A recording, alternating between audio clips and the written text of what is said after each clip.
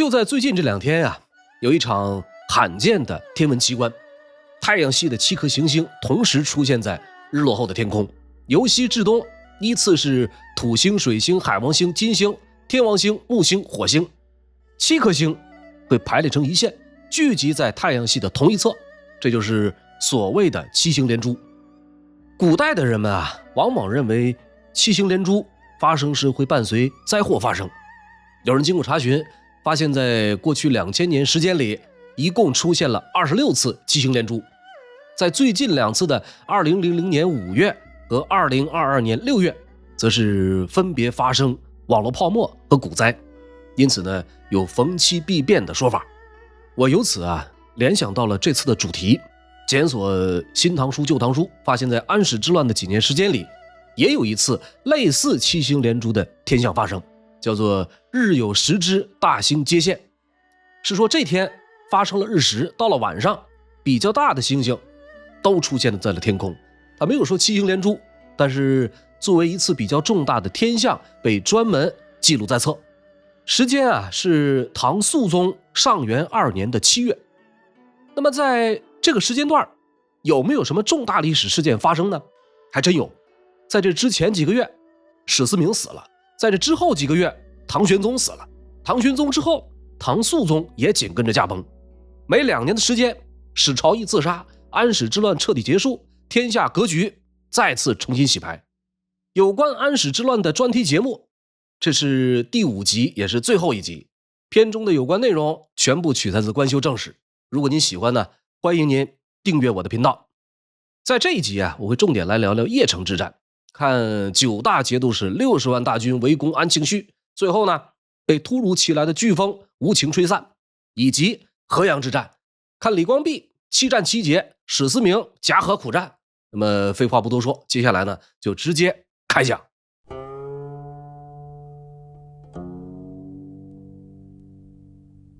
至德2载的秋天，长安城头是黄沙漫卷，唐军铁骑浩浩荡荡开进长安城，光复的号角响彻天际，满城百姓欢呼雷动。这座帝都在被燕军具有1年3个月以后，终于重见天日。广平王李处白马铁甲穿过朱雀大街，两旁跪满的百姓让他眼眶发酸。长安是光复了，可是该如何兑现承诺，让这位王爷犯了难。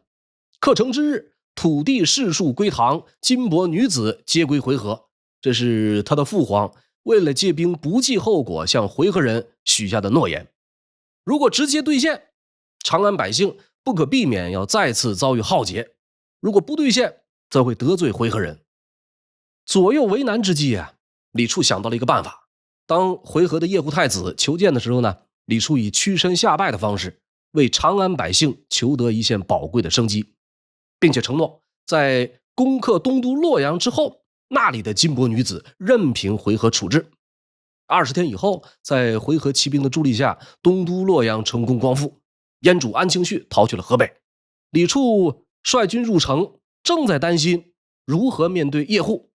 洛阳百姓主动献上了罗锦1万匹，李处呢是又惊又喜，赶紧把罗锦交接给了叶护。东都洛阳由此也避免了一场劫掠。随着两京光复唐肃宗李亨很快回到长安，太上皇李隆基也被迎回帝都。对平叛起过重大作用的李泌，在两京收复以后，选择了还山归隐。郭子仪晋升司徒，李光弼获封司空，这些都按下不表。咱们单说安庆绪从洛阳一路跑到了邺郡，随从的骑兵不过300人，步兵不到1000人。穷途末路之下，燕军的势力开始收缩，有蔡希德、田承嗣等人相继领兵前来归附，兵力好赖恢复到了6万上下。接下来一段时间，双方各自休整。安庆绪呢，曾试图打开新的局面，有过几次出击，但是并没有取得突出战果。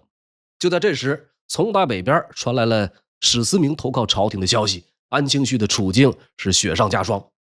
这个史思明坐拥范阳，兵精粮足，他的项背应该说在唐军和燕军力量对比上有着举足轻重的作用。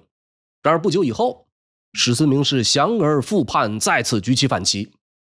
史思明这位人物他是宁夷州突厥种，按照史书的记载，这人长得很有特点，身材消瘦，鹰肩驼背，眼睛总是怒目圆睁，鼻子是歪的，头发胡须都很稀少，性情暴躁，而且极其狡诈。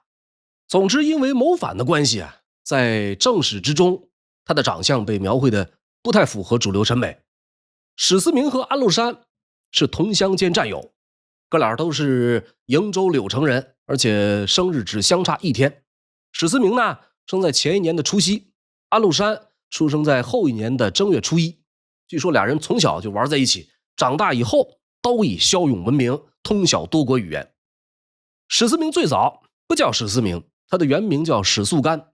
40岁的时候得到一次机会入朝觐见皇帝。随着唐玄宗和他简单聊了几句，发现这个人不同一般，问他多大了，回答说40了。唐玄宗呢就拍拍肩膀，说他贵在晚年，鼓励他好好努力，提拔他做了大将军、北平郡太守，同时赐给他思明这么一个好听的名字。就此呢，史速干变成了史思明。安禄山举兵以后，史思明基本上相当于2号人物，在用兵上丝毫不比安禄山差。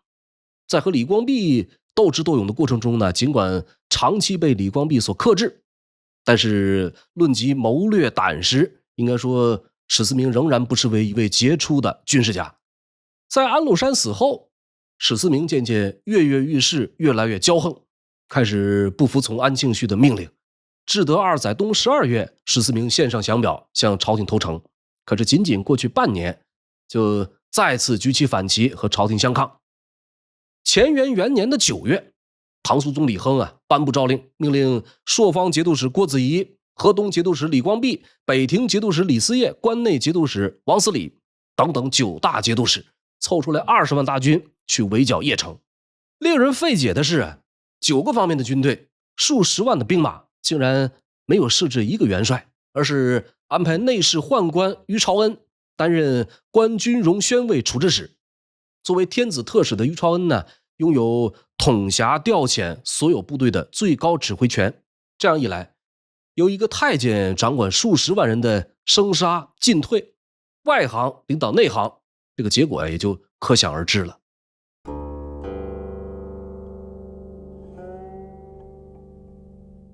乾元元年的10月，郭子仪挥师渡过黄河，直取霍家，又在魏州大破安庆绪，镇斩其胞弟安庆和，一举收复魏州。安庆绪败回邺城，收敛了残兵进行反扑，却再度被郭子仪击溃。燕军前后折损3万余众，1000余人被擒。20万唐军随即完成了对邺城的合围，形成了铁壁铜墙之势。困守孤城的安庆绪自知大限将至，只能向史思明求援，并且声称愿意让出燕国皇位。唇亡齿寒之际呢，史思明亲率精兵13万南下，在前锋李贵人所部抵达了距离邺城仅仅60里的阜阳以后，史思明率领主力开始在魏州按兵不动，并且严令李贵人只许擂鼓扬旗，不得越界交锋。邺城攻防战至此形成了3方角力的态势。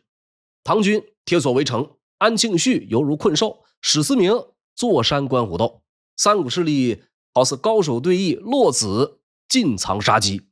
一转眼到了乾元2年，就着大年初一的饺子，史思明在魏州筑坛祭天，自称大圣魏王。这波操作精准地卡在了唐军和安庆绪死磕之际，约等同于向燕朝文武百官宣布 C 位已经换人，我才是你们的老大。作为老对手，李光弼是比较了解史思明的，多次提议分兵压制。但是关军容使于朝恩端起这个职场老油条的架势，断然拒绝。在于朝恩看来呢，坐拥数十万大军，完全可以碾压邺城，自己是堂堂关军容使，根本轮不到一个节度使指手画脚。那么结果于朝恩盲目自信，围困邺城4个月，仍然进展不大。久攻不下，唐军开始筑堤挖沟，引水灌城，邺城很快变成一座水乡泽国。士兵们在水上搭建木屋相抗，城里闹起了粮荒。一只老鼠卖到4000钱，老鼠吃光以后，人们就开始挖墙上的泥土。筑墙的时候都会掺杂麦壳，把麦壳淘洗出来，勉强冲击。原本离心离德的燕军呢，此时竟然表现出了惊人的韧性。冷眼观望了一段时间的史思明，这时候也摸透了唐军的底细。虽然兵力庞大，但是号令不一，进退失据，再加上一个于朝恩胡乱指挥，唐军的种种致命弱点被史思明一一掌握。很快，史思明亲率大军从魏州出发，在距离邺城50里的地方安营扎寨，以营为单位，各发战鼓300面，日夜雷动，虚张声势。再命令每营选出500骑兵，接连不断的游击袭扰，主打一个敌进我退，敌疲我扰。唐军各部人马车牛每天都有损失，以至于砍柴割草都成了困难。这还不算，史思明专门安排了一伙人打上唐军旗号，穿上官军衣甲，四处拦截粮草物资。当时唐军投入的总兵力已经由最初的20万上升到60万，人吃马喂，工程浩大，每天押送粮草的车船络绎不绝。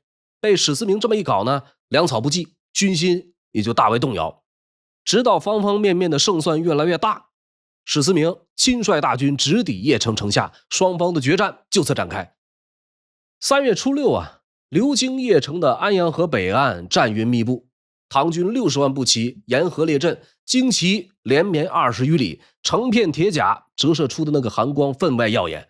史思明只带了5万精锐骑兵出战，兵力悬殊过大，让唐军误以为不是主力，就这样产生了轻敌之心。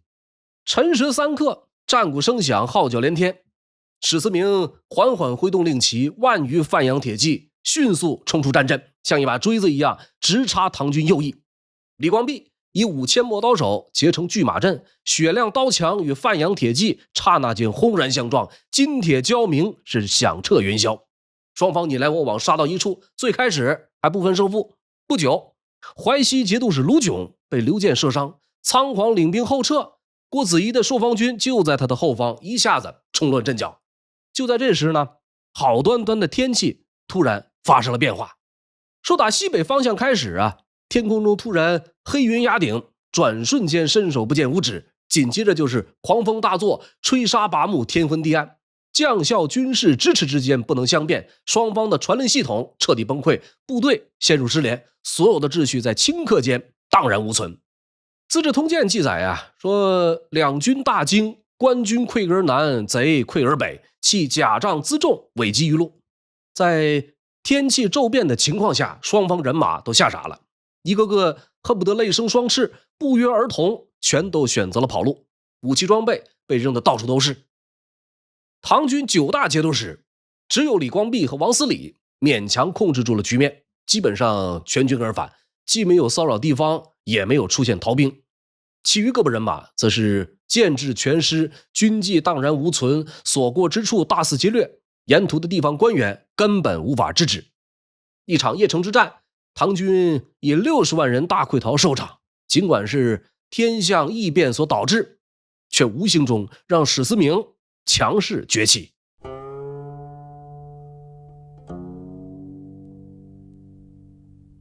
邺城之战之后不久安庆绪死了，杀人者正是阴狠老辣的史思明，同时陪葬的还有安庆绪的4个弟弟，安禄山过去的心腹高尚、孙孝哲、崔乾佑。乾元2年4月中旬，史思明在范阳自称大燕皇帝，改元顺天，立其妻辛氏为皇后，立其子史超义为怀王。乾元2年秋，史思明兵分4路，率部南征，10余万范阳铁骑兵锋直指汴州。这波操作和4年前安禄山的开局相比，就像复制粘贴的剧本一样，只是男主角已经换了人。此时正在黄河南岸巡查防务的天下兵马副元帅李光弼得报，立即赶到汴州，给守将许叔冀打气，说只要撑足15天就来救你。许叔冀是谁呢？您如果看过上一集的睢阳之战，就会知道他就是距离睢阳最近却始终观望不救张巡的那位。面对李光弼，许叔冀拍着胸脯表示，请首长放心，人在城在。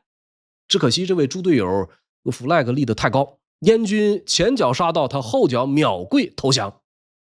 说史思明拿汴州当跳板直扑洛阳，李光弼看穿洛阳根本守不住，拉着东京留守韦志开作战会议，说这一波咱们恐怕得战略转移了。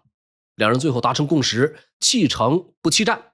李光弼随即发布紧急命令，命令河南尹李若幽把洛阳百姓全部疏散，命令韦志带着文武百官和家眷即刻西行入关，将士们全部撤往河阳，所有的重要物资全部带走，带不走的就地焚毁。最后李光弼亲自率领500骑兵在燕军眼皮子底下淡然离场。燕军的前锋部队紧紧相随，但是始终保持距离，不敢靠近。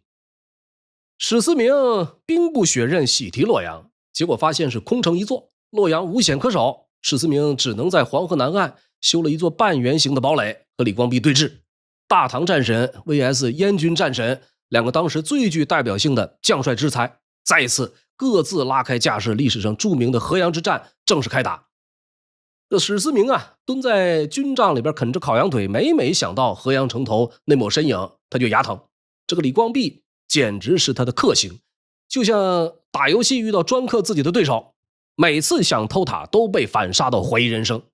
李光弼呢，并非没有弱点，相对而言史思明善于野战，在骑兵方面有一定优势，只要能把坚守不出的李光弼诱出城外决战，就可以有很大把握取胜。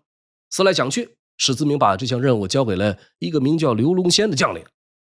这个刘龙仙自认为在燕军中是一号人物，披马单枪来到河阳城外讨地骂阵，把李光弼祖宗18代挨个问候了一遍。骂人的同时呢，他还把右腿翘到马脖子上，另一条腿一晃一晃，一副欠抽的样子，气焰极其嚣张。此时的李光弼正在城头上冷冷地看着刘龙仙的表演。看了一会儿之后，他环顾左右众将，问了一声，说诸位有谁愿意下得城去取了这刘龙仙的人头？大将仆固怀恩马上站出来请令。李光弼呢摇了摇头，说这不是大将该干的事儿。正说话间，有一人跨步向前表示，说末将愿往。只见此人40多岁的年纪，一副胡人的打扮，身材高挑，眼窝微陷，皮肤白皙，须发微卷偏黄。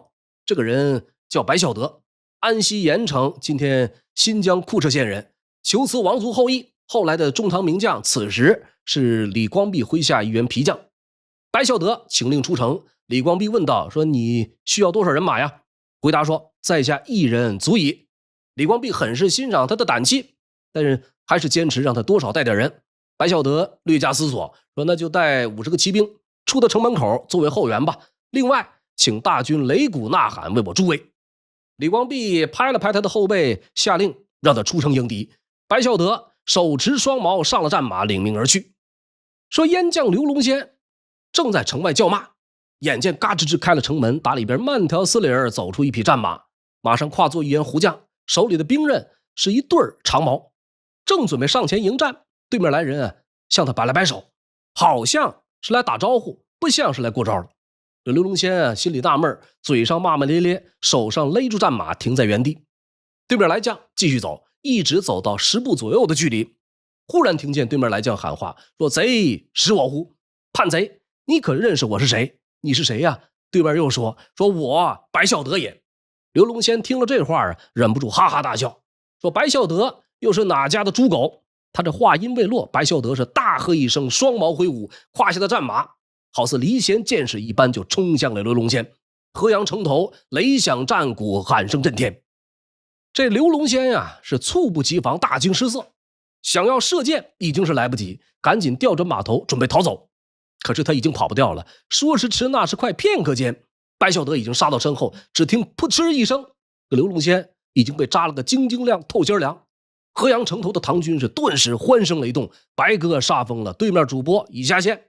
而远远观望的燕军则是集体石化，有人连手里啃一半的那个胡饼都惊掉了。双方的第一回合，李光必胜，白孝德一战成名，电光火石之间斩将而还。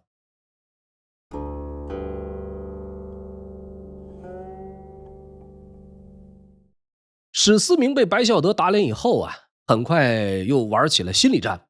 他命人精心挑选了1000多匹战马，每天安排士兵把战马牵到黄河边上洗澡，每次最多只牵几百匹，洗完一波再来一波，从早到晚循环往复，洗到马毛都快秃了也不收工。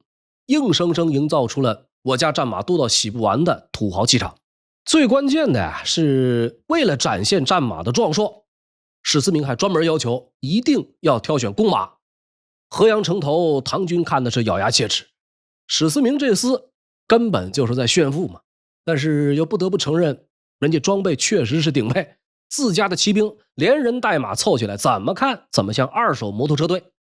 直到某一天的早晨啊，燕军负责洗马的小兵哭着来找史思明，说可不好了，咱们的宝贝战马全叛变了。给史思明说的一愣，说怎么个意思？什么叫全叛变了呀？小兵回答说，就在刚刚，所有战马一到河边，全都争先恐后游到了对岸，然后撒着欢似的跑进了河阳城，一匹也没剩下。史思明听后是勃然大怒，可是又百思不得其解。再一追问缘由呢，小兵说唐军也把战马牵到河边洗澡了。说那不应该呀，他们洗他们的，咱们洗咱们的。听说过人叛变，这战马怎么会突然集体跳槽了呢？在专门派人仔细探查以后，史思明恍然大悟，感情他这边玩的是心理战啊，对面李光弼则是开启了反套路模式。燕军用公马展现军威，唐军呢则是召集了全城的母马，而且李光弼特意交代，一定要挑那些刚刚下过马驹的。这些母马从打出城就开始拼命呼唤自己的小马驹。对面的公马呢，听到呼唤，集体开启了恋爱脑，是谁在唱歌温暖了寂寞？他们纷纷以为这是相亲联谊现场。最绝的是李光弼还给母马加戏，让士兵拿草料引诱他们仰天长嘶。那个叫声啊，那叫一个百转千回。燕军的公马哪见过这种阵仗啊，当场表演为爱走天涯，游过黄河直奔唐军怀抱。河阳之战的第二回合，李光弼巧施美马计，利用动物行为学收获了好几百匹精壮战马。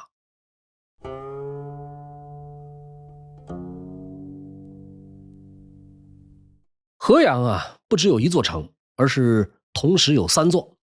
河阳三城的故址在今天河南省孟州市南黄河故道古孟津渡口。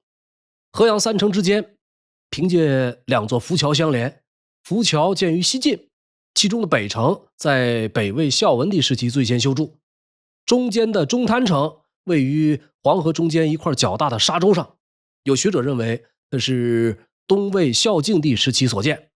南城在孟津南岸渡口处，三面临河，也是东魏时期修建。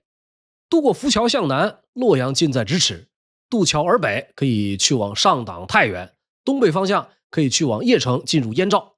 从西晋到隋唐，这里可以说一直是沟通黄河南北往来的第一要津。李光弼对河阳三城有着独到见解，他认为这三座城池啊，就像猿猴的手臂一样，胜则擒之，败则自守，表里相应，进退自如。最关键的是可以有效牵制史思明，让燕军无法西进，陷入被动。事实证明，李光弼的部署非常成功。燕军在获得洛阳一座空城以后，想要进一步扩大战果，但是无论西进还是南下，始终担心河阳的李光弼袭其后路。因此在经过2轮尝试以后，史思明决定对河阳发起强攻。打蛇要打7寸，对于河阳三城而言，连接交通的浮桥就是他的要害。只要烧毁了浮桥，就能切断三城之间的联络，然后逐个击破。制定好了作战计划，几天以后，史思明出动战船数百艘，从黄河上游顺流而下。战船的最前面是一排火船，烈焰顺流焚烧，这是河战的标准打法。那么李光弼这边呢，其实早就做足了准备，他让人准备好数百根长杆，长杆的末尾用巨木固定在浮桥上，长杆的前端全部安装有铁叉。当燕军火船杀到的时候啊，中滩城的唐军集体化身烧烤师傅，用长杆铁叉稳稳架住火船，只一会儿的功夫，火船全部烧成了灰烬。火船后边的战船转眼杀到，照旧被铁叉牢牢插住。更狠的是浮桥上藏着投石机大队，一块块巨石砸来，那个战船们不是被击沉就是当场解体。幸存者划桨划到怀疑人生，只有个别的几艘船成功掉头逃生。史思明的黄河舰队遭遇了李光弼的水下防火墙，接连3次败绩，让燕军的士气跌到谷底。史思明痛定思痛，立刻启动了第4招，切断粮道。河阳的粮草补给全部由关中方向送来。那么史思明于是下令派人来到上游的河清渡口，李光弼呢则是立马带队冲到北岸的野水渡扎营，两军就像真人版象棋一样隔河相望。得知了李光弼亲自出马，史思明忍不住狂喜，心说李光弼居然出城送人头，看来这一波是稳了。立刻召来麾下猛将李日月，交代说李光弼长于守城，短于野战，如今偏偏出现在了野外，我给你500旌旗，今晚去对岸把李光弼绑成粽子，如果绑不来，你也就别回来了。就在李日月领命渡河的时候，李光弼其实已经返回了河阳。临走前呢，还对留守主将雍熙浩下达了一条十分佛系的指令，说等等会有 VIP 客户上门，你们无需交战，泡好了茶，坐等他们投降就行。这话把雍熙浩说的满脸问号，心说大帅怕是喝了假酒了吧？这个敌将好端端的，怎么可能自己投降呢？转一天的凌晨还真就有李日月领着500骑兵摸黑杀到了营寨前。到了寨前，发现对方偃旗息鼓，根本没有想打仗的意思。李日月有点奇怪，对着营寨隔空喊话，说司空在不在呀？这司空指的就是李光弼。对面回答说昨晚就走了。又问说你们营里有多少人啊？对方答说有精卒1000。李日月再问说领军将领是谁呀？回答说雍熙浩。得知了李光弼不在，李日月沉吟良久，转身对部下说兄弟们，看来今天是抓不到李光弼了，就算能拼死抓到一个雍熙浩，回去我这个脑袋也肯定是保不住了，不如就降了吧。李日月带人缴械投降，可看傻了雍熙浩，下巴都差点掉到地上，说这难道就是传说中的躺赢吗？这还不是最奇的，李日月投诚以后李光弼马上将其引为心腹。燕军中另员猛将高廷辉很快也率部来降。事后有人问李光弼说怎么就那么容易收服两员大将呢？这个李光弼解释说这是人之常情。史思明一直恨不得和我野战，听说了我人在野外，料想必定能生擒了我，因此对李日月下了死命令。李日月过了河，发现根本完不成任务，势必不敢回去，最后呢只有投诚这一条路可走。至于高廷辉此人智勇都在李日月以上，听说李日月深受我的信任，自然不愿意甘居人后，所以也就紧跟着归降。李光弼智强二将听着很扯淡，却是历史上真实发生的事儿。有李光弼的保举，李日月连升数级，官至右金吾大将军，高廷辉呢则是受封正三品的右武卫大将军，而他在史思明那里呢只是一个6品的五台府果毅都尉。这两个人的命运后来仍有交集。高廷辉后来引领吐蕃大军攻陷长安，吐蕃撤兵以后，高廷辉向东逃窜，被潼关的守将擒杀，当时镇守潼关的人就是李日月。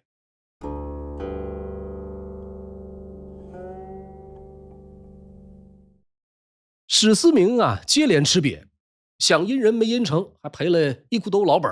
熬到这年10月中旬，这哥们终于忍不住开始放大招，集结全部兵力强攻河阳。第一波的攻势就锁定在了河阳南城。守卫南城的唐军将领是正臣节度使李抱玉。消息传来，李光弼找到李抱玉谈话，说将军能为我守南城2日乎？兄弟，2天能不能挺得住？李抱玉没有马上回答，而是反问说过期何如？2天之后可有援军？李光弼胸有成竹的表态说过期就不至，任弃之。2天过后要是没援兵，南城任凭你的处置。李抱玉一听乐了，他原本以为要被逼着守到天荒地老，结果只要撑2天，这不跟放假一样轻松吗？当即许诺回去布防据守。哪知道他这笑容还没收起来，史思明的部队就杀过来了。燕军之前被唐军连坑好几回，全员憋着一肚子火。这次开打简直就跟疯狗出笼一样，从天亮打到天黑，攻势完全没停过。尽管李抱玉一直奋力死战，硬扛到了太阳下山，结果这个城墙还是被捅出好几个窟窿，燕军跟蝗虫一样往里钻。李抱玉当场傻眼，你说好的放假似的2天，这他妈连1天都没撑住眼看城要守不住。李抱玉脑子里闪过2个选项，要么战死当烈士，要么投降当叛徒。正当他快要崩溃的时候，突然灵光一闪，老子还有第3条路啊！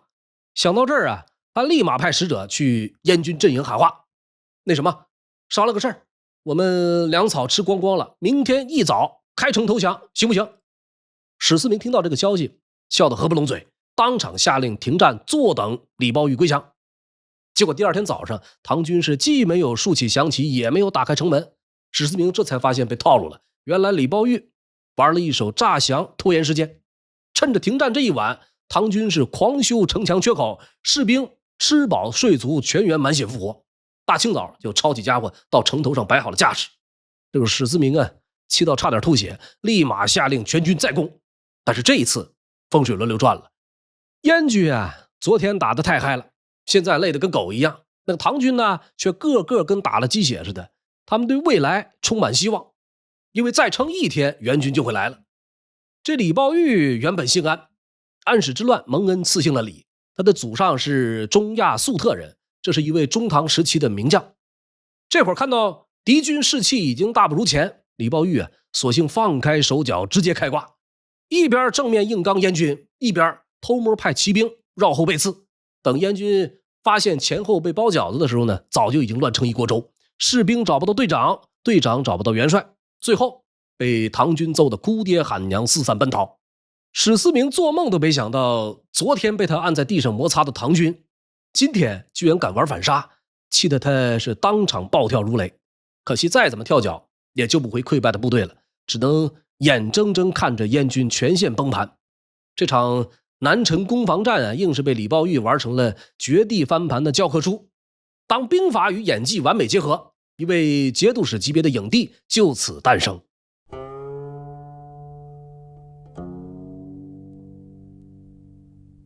史思明在南城踢到铁板，气到直跳脚，转头呢就派心腹周至带兵攻打中滩城。这座城说是城，其实根本没城墙，只有一圈矮到肩膀的土墙，俗称养马城，简直就是一座高配版的营寨。按照战略部署，中滩城啊由李光弼亲自坐镇，河阳3城以中滩城最是薄弱，养马城外围围着栅栏，栅栏外围有2丈深的壕沟，想要死守啊根本没戏，只能靠硬碰硬的开打。10月12，燕军杀到中滩城下，李光弼派猛将厉飞元礼率领精锐死守养马城，他自己呢跑到东北角高台上挥动小红旗现场指挥。燕军仗着人多，分成3路进攻，每路8队人马疯狂铲土填壕沟，后头还跟着工程车准备拆栅栏。眼看敌军啊都快杀到家门口了，这个厉飞元礼却按兵不动，急得李光弼派人狂催，老兄你是在发呆呀，还是在等外卖呀？敌人都快把壕沟填平了，还不动手？没想到厉飞元礼反问说：大人是要守还是要打？李光弼秒回：当然是打呀。厉飞元礼咧嘴一笑说：要打那就让他们累死累活填沟拆山呀，等他们搞完没力气了，我们以逸待劳，岂不更妙？这个李光弼一听呢，直拍大腿，立刻放权让厉飞元礼自由发挥。等到这个燕军气喘吁吁，拆完栅栏冲进来，厉飞元礼突然带敢死队杀出去，把燕军逼退了数百步。但是随着后面的援军赶到，燕军又稳住阵脚。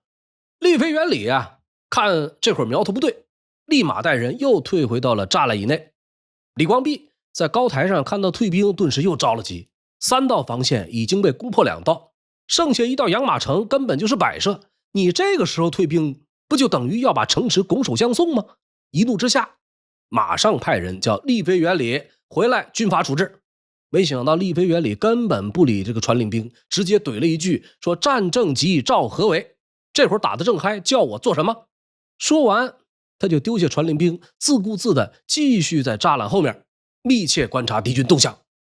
战场之上瞬息万变，事实证明厉飞元礼的判断极为准确。燕军虽然是人多势众，但是明显被刚才唐军的突袭吓破了胆。这会儿看唐军突然退去，却不敢贸然进攻，只能在栅栏外迟疑观望。这一迟疑不要紧，只一会儿的功夫，就有人开始焦躁不安。厉飞元礼看准时机，等到燕军的队伍出现阵阵骚动，突然擂响战鼓，全军冲锋，一战大破敌军。李光弼看完这一波操作，脸上的笑容是极为复杂的，7分欣慰，3分尴尬，战神也难免会有误判。那么这场仗全靠丽妃原理才翻盘获胜。事实证明，打仗不是主帅独秀，战场之上考验的是上到主帅，下到每一位将领，甚至每一个士卒的机智、勇敢和战斗力。就像李宝玉诈降修墙，丽妃原理两度抗命，都足以证明这一点。那么李光弼史思明斗法的第6回合，李光弼险胜。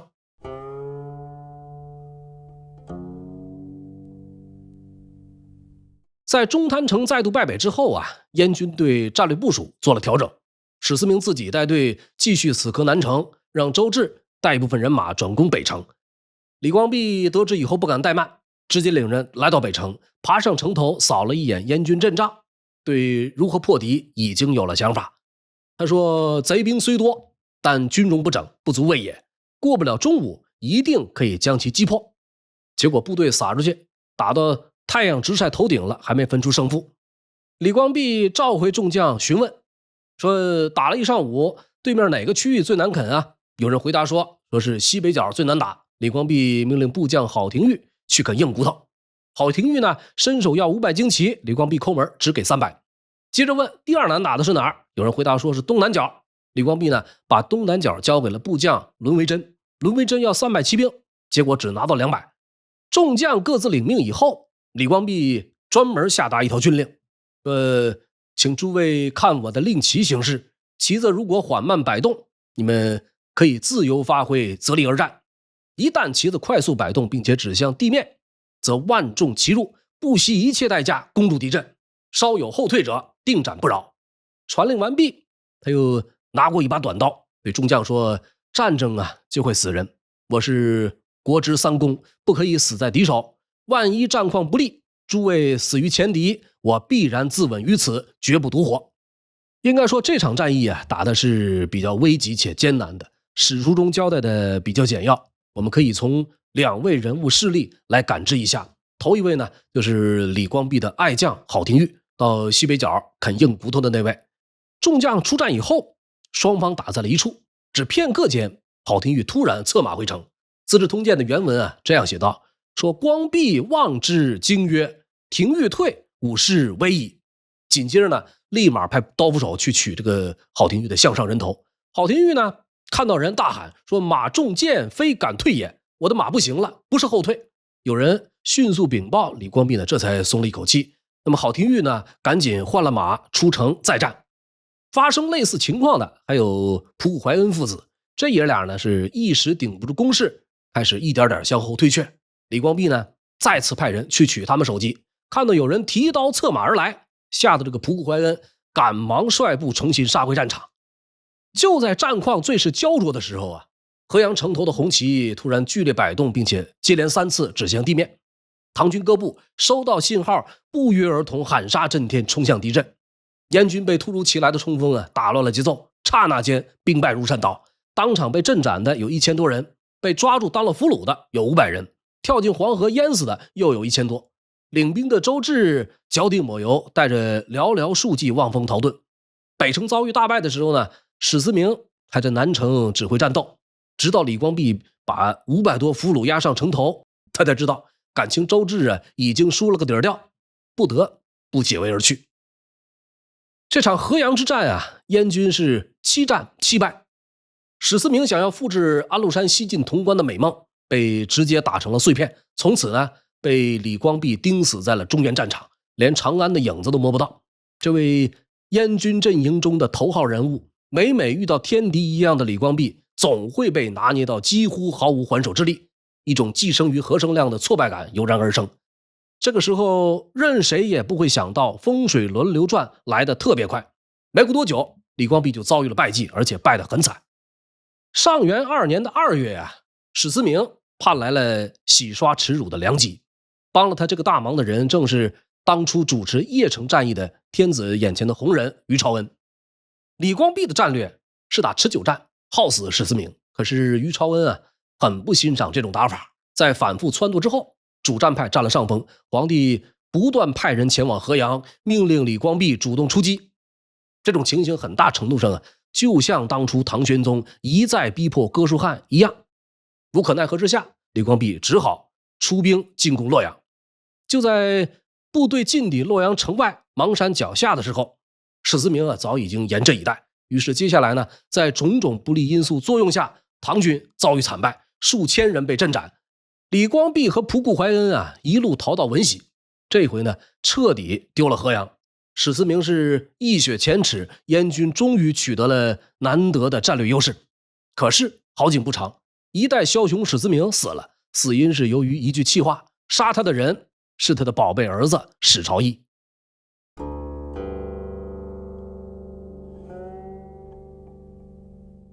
史思明的性格疑心很重，残忍好杀，身边的人们稍微有点让他不满意的，轻者脑袋搬家，重者满门皆斩。这种情况下让很多人提心吊胆，其中就包括他的长子史朝义。拿下了河阳以后，燕军马不停蹄向西挺进，史朝义领兵出战不利，又因为修筑工事缓慢，遭到史思明的破口大骂。其中的一句话是说：待收陕州，斩却此贼。等到攻下陕州，终究要斩了你这个狗东西。因为这一句话，史朝义被吓到半死。当天的夜里，在部将的撺掇下，他最终决定大义灭亲。人们冲到寝室的时候史思明正在茅房。人们冲到茅房所在，史思明已经跳上马，正准备逃离。一阵乱箭将其射伤，跌落马下，紧接着就被绑了个严严实实。大势已去，史思明问了一句，说：乱者为谁？有人回答说：奉怀王命。怀王呢，就是史朝义。听到这儿，史思明长叹一声，说：我白天说错了话，活该有这么个下场，只可惜杀我太早，何不等攻克长安再动手，千秋大业恐怕是没有希望了。上元2年3月13史思明被史朝义的心腹活活勒死，落了个和安禄山一样的结局。安史二人造了李唐王朝的反，到头来全部命丧亲子之手。史思明死了以后，所谓的大燕朝已经名不副实。史朝义弑父篡位，各方大将各有各的算盘，貌合神离，同床异梦，日子不好过，地盘越来越小。宝应元年的10月唐回联军攻克洛阳，史朝义兵败逃往莫州。到了第2年正月，接连惨败，众叛亲离，想要北投契丹，走到一个叫做温泉山的地方，史朝义自杀而死。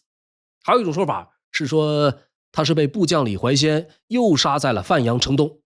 一场席卷大半个帝国，深刻影响了唐朝历史乃至中华文明的安史之乱，从唐玄宗天宝14载11月开始，到唐代宗宝应2年正月结束，历时7年多时间，终于偃旗息鼓，尘埃落定。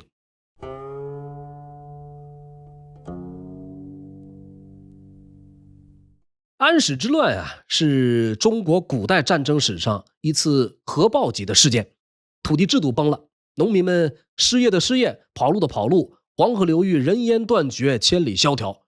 洛阳及周边户部满迁，河北的人口流失保守估计达到40%以上。边防的军区也玩线了，硬核狠人们自己当起了军阀，就连长安城里的跳胡旋舞的小姐姐们也突然成了异族文化渗透的背锅侠。当我们扒开《长恨歌》的浪漫滤镜，会发现这场叛乱从根本上是唐朝社会的一次系统性的崩盘，而它所引起的一系列不良后果，同样对后世王朝造成了极为深远的影响。众所周知的和硕3镇，在后来成了大唐的一个顽疾，总想治理却总也治不好。但是这事儿还真不能完全怪朝廷摆烂，与其说是中央怂了，不如说是开启了一个以中央为甲方爸爸的新模式。地方军头自己当起了土皇帝，逢年过节还得给长安送土特产表忠心，表面上喊着口号，高举旗帜，实际上各占山头，随时可以不听指挥。这种骚操作直接启发了后来宋王朝的生存指南。赵匡胤杯酒释兵权，本质上就是给武将们群发 N+1 大礼包，生怕他们复制粘贴安史之乱。经济重心南移，这事儿更绝，简直是古代版的逃离北上广。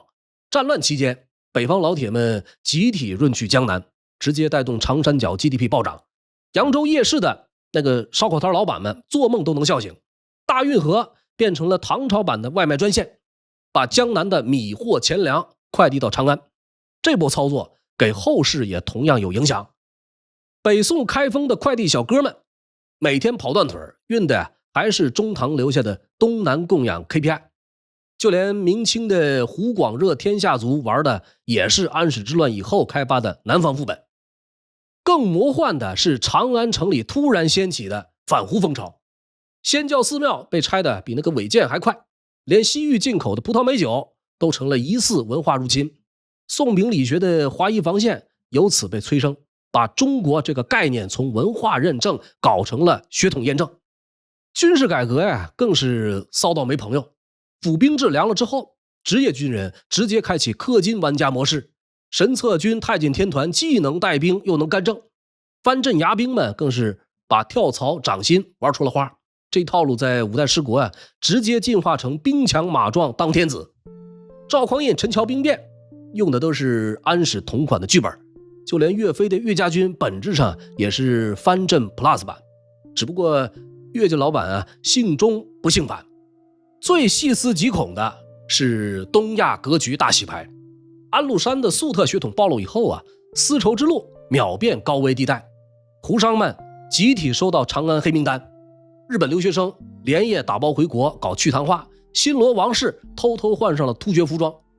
这波文化脱钩直接给契丹女真腾出了发展空间，后来的蒙古铁骑能横扫欧亚，多少也得给安禄山点个历史助攻的赞。站在上帝视角来看啊，安史之乱简直是中国史的分水岭。明朝的卫所制防着藩镇割据，清朝改土归流是为了巩固皇权，就连民国军阀混战都像是按下了历史的复制键。今天的南水北调和西部大开发怎么看怎么像东南供养的 2.0 版本。这场中古世纪的社会实验告诉我们，没有什么盛世是永恒的 VIP， 但每一次系统崩溃都在给未来更新补丁。历史啊总在押韵，你以为的偶然其实是必然。好了，读历史知善恶，这里是烽火招公谈安史之乱的最后一集。如果喜欢，欢迎订阅我的频道。本期节目到此结束，我们下一期不见不散。